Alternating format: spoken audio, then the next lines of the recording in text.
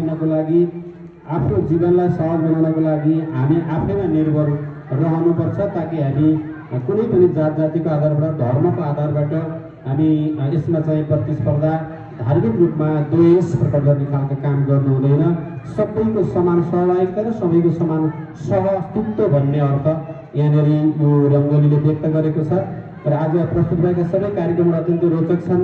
विद्यार्थी भाइ बहिनीहरूले आज मात्रै यिनीहरूलाई दोस्रो तेस्रो चौथो हुँदै आफ्नो ग्रेड गर्दै यो स्काउटको दुनियाँमा 116 भन्दा बढी देशहरूमा स्काउटको गतिविधि सञ्चालन भएको कुरा अघि विशेषज्ञले भन्नुभयो। र हामी यस विद्यालयलाई पहिलोपटक हामीले स्काउटको गतिविधि आज सञ्चालन गरेका छौँ।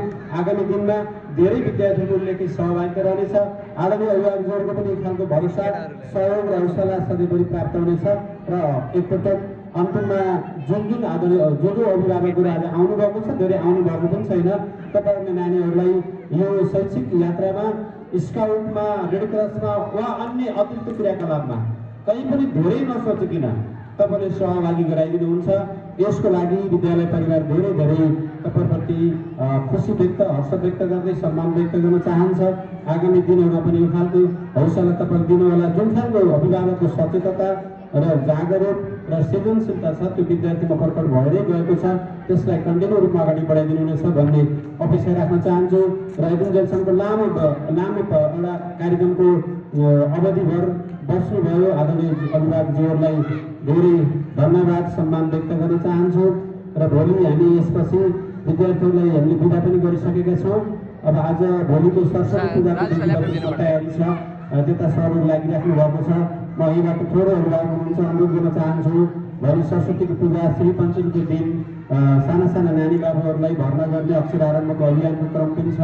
यो अभियानमा तपाईँहरू घर छिमेकमा, आफ्नो घरमा, टोलीमा, साथीभाइ, इष्टमित्रका जति पनि साना साना नानी बाबुहरू हुनुहुन्छ उहाँलाई भर्ना गरिदिनु होला, फोन गर्नु होला, सम्म पनि आफै आउनु होला, नै भने हामीलाई फोन गरेर बच्चा भर्ना गर्नु होला, पठाउनु होला। पठाउन पनि सम्भव भएन भने भर्ना गरिदिनु होला। पहाडबाट आउँदै हुनुहुन्छ पैसाको भने पनि क्लियर गरेर अहिले जो नाम टिपाइदिनु होला, ताकि हामीलाई सहज हुन्छ।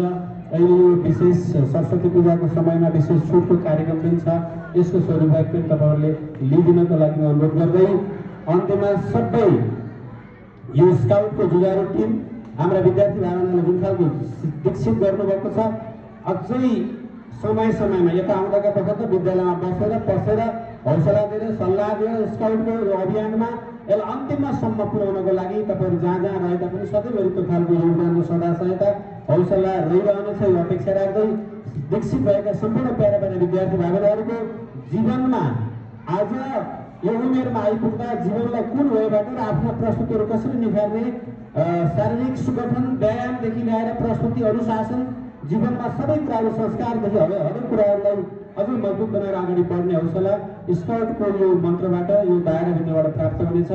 विद्यार्थी भाइबहिनीलाई शुभकामना दिँदै आदरणीय अभिभावकज्यूहरूलाई यो उपस्थितिप्रति हार्दिक सम्मान व्यक्त गर्दै धन्यवाद दिँदै आजको यो पहिलो चरणको दीक्षित कार्यक्रम यही समापन भएको म घोषणा गर्दछु, जानकारी गराउन चाहन्छु। सबैजनालाई धन्यवाद छ। जय स्काउट, जय सैन्य मेमोरियल स्कुल। धन्यवाद।